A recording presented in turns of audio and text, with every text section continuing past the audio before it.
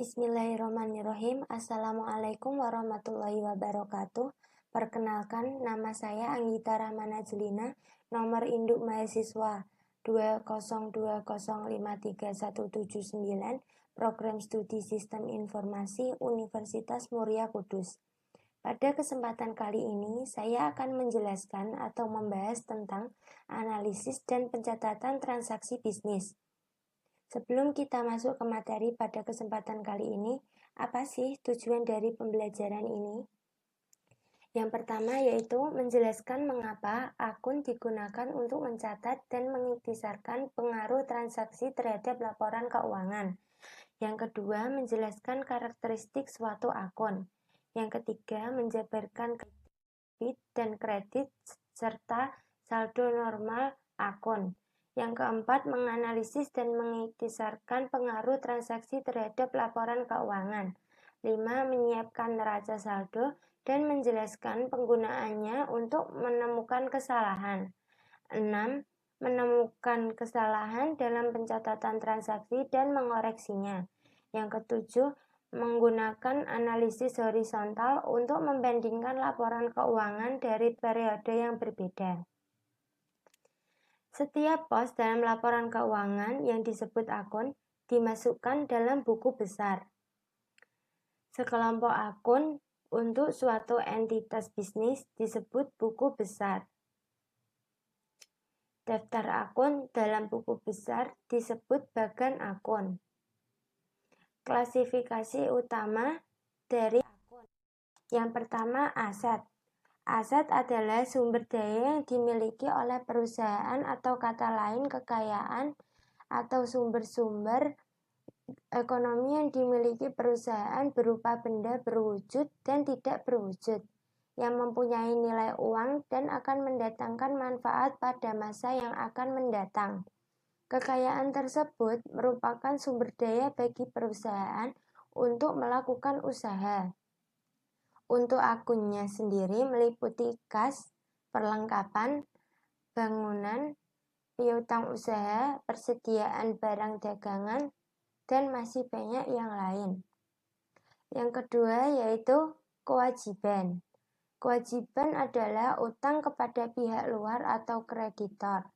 Atau kata lain, kewajiban merupakan pengorbanan ekonomis yang wajib dilakukan oleh perusahaan di masa yang akan datang dalam bentuk penyerahan aktiva atau pemberian jasa yang disebabkan oleh transaksi pada masa sebelumnya. Karena salah satu sumber kekayaan berasal dari kreditur, maka kreditur akan mempunyai tuntutan terhadap aktiva perusahaan, sehingga utang merupakan kewajiban yang harus dilunasi perusahaan kepada kreditur. Untuk akunnya sendiri meliputi utang usaha, utang wesel atau wesel bayar, utang gaji, pendapatan yang diterima di muka, utang obligasi, dan kewajiban-kewajiban yang lain. Yang ketiga, ekuitas pemilik adalah hak pemilik atas aset perusahaan. Ekuitas pemilik dapat disebut juga modal. Sumber kekayaan di samping dari pinjaman juga berasal dari pemilik. Sehingga pemilik juga mempunyai hak atas kekayaan perusahaan. Sumber kekayaan dari pemilik inilah yang disebut sebagai modal. Yang keempat yaitu pendapatan. Pendapatan adalah kenaikan ekuitas pemilik sebagai hasil dari menjual jasa atau produk. Pendapatan dapat juga disebut hasil dari kegiatan usaha perusahaan yang dapat meningkatkan jumlah kekayaan atau penurunan kewajiban. Untuk akunnya sendiri meliputi pendapatan jasa, pendapatan komisi. Yang terakhir yaitu beban. Beban adalah penggunaan aset atau jasa untuk menghasilkan pendapatan. Akunnya meliputi beban sewa, beban gaji, dan beban utilitas. Untuk membantu Anda belajar, suatu akun dapat digambar menyerupai bentuk huruf T. Yang dimaksud huruf T itu apa? Jadi huruf T itu adalah akun keseimbangan dari sisi kiri dan sisi kanan Dan yang garis tengah kita anggap saja pembagian atau keseimbangan antara dua sisi tersebut. Di sini terdapat akun T, di mana di sisi kirinya adalah sisi debit dan sisi kanannya adalah sisi kredit. Akun T di atas hanya judul saja ya teman-teman untuk mempermudah penjelasan. Sisi kiri yang disebut debit dalam buku digunakan untuk bertambahnya rekening harta, berkurangnya untuk rekening kewajiban, dan berkurangnya untuk rekening modal.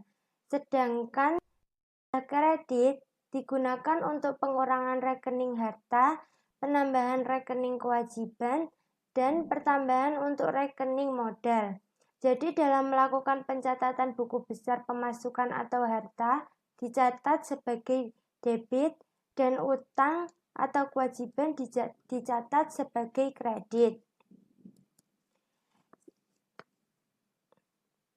Seperti yang dijelaskan di awal, jurnal umum memiliki pengertian sebagai jurnal yang digunakan untuk tempat melakukan pencatatan bagi segala jenis bukti transaksi keuangan yang muncul akibat terjadinya berbagai transaksi keuangan perusahaan dalam suatu periode tertentu.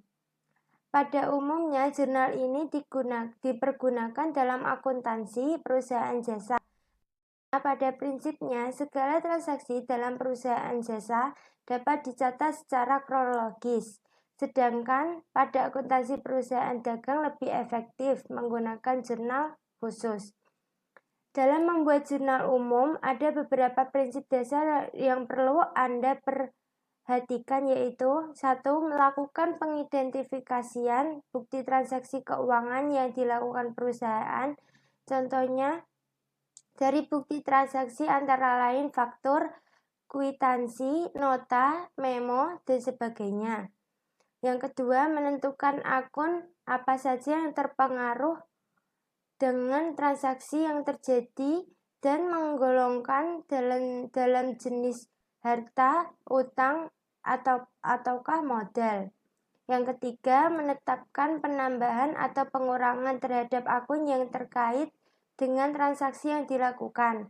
Keempat, untuk mendebit atau mengkreditkan akun yang terkait dengan transaksi yang terjadi. Sebelumnya, Anda harus sudah menguasai cara menentukan debit kredit dalam suatu akun. Yang terakhir, mencatat transaksi ke dalam jurnal sesuai dengan bukti transaksi yang dilakukan. Di sini ada akun kas yang di debit sebelah kiri ada angka 3.750, 4.300, dan 2.900. Ini ada di sisi kiri atau debit. Sedangkan di sisi kanan ada angka 850, 1.400, 700, dan 2.900.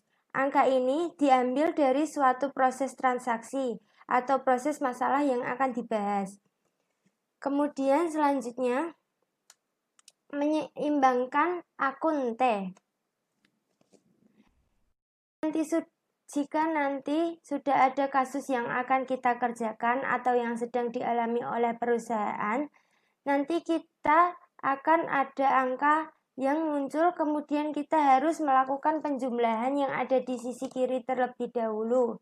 Di sisi debit, kita menjumlahkan sisi debit 3.750, 4.300, 2.900. Dijumlah menjadi hasilnya 10.950. Di sini kita mendapat angka senilai 10.950 di sisi debit. Dan selanjutnya kita juga menjumlahkan yang sisi kreditnya juga. Ada angka 850, 1.400, 700, 2.900 kita jumlahkan. Lalu apa yang harus kita lakukan? Selanjutnya kita kurangkan total kredit dari total debit untuk mendapatkan saldo akun. Jadi jumlahnya debit mendapatkan 10.950 dikurangi sisi kredit senilai 5.850. Maka jika sudah dikurangkan akan mendapatkan hasilnya. Hasil tersebut disebut saldo akun. Di sini kita mendapatkan 5.100. 5.100 ini dari 10.950 dikurangi 5.850. Nah, maka 5.100 ini labanya atau keuntungan yang didapat oleh perusahaan. Kemudian transaksi akun neraca. Kita sudah mendapatkan kasus pertama yaitu pada tanggal 1 November Kriskak menyetorkan dolar 25.000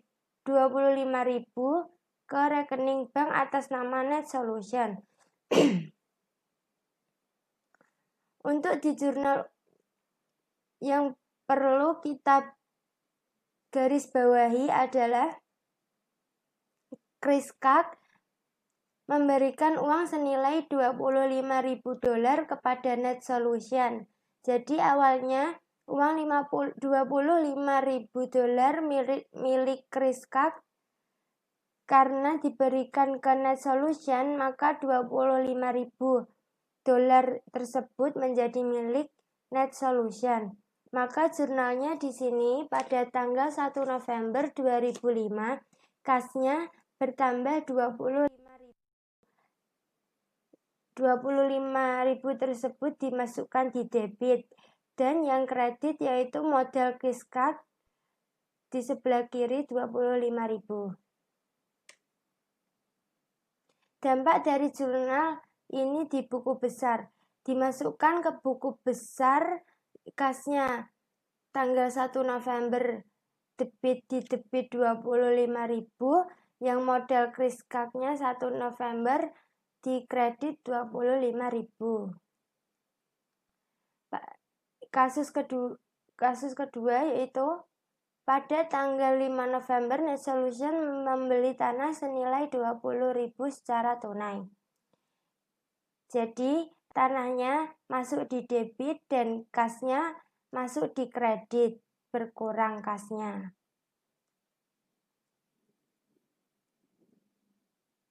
Dampak dari jurnal ini besar, dimasukkan ke buku besar yang tanggal 5 November tanahnya di debit 20.000 dan yang kasnya tanggal 5 November ada di kredit 20.000. Pada tanggal 10 November Net Solution membeli perlengkapan kredit senilai debit 1.350.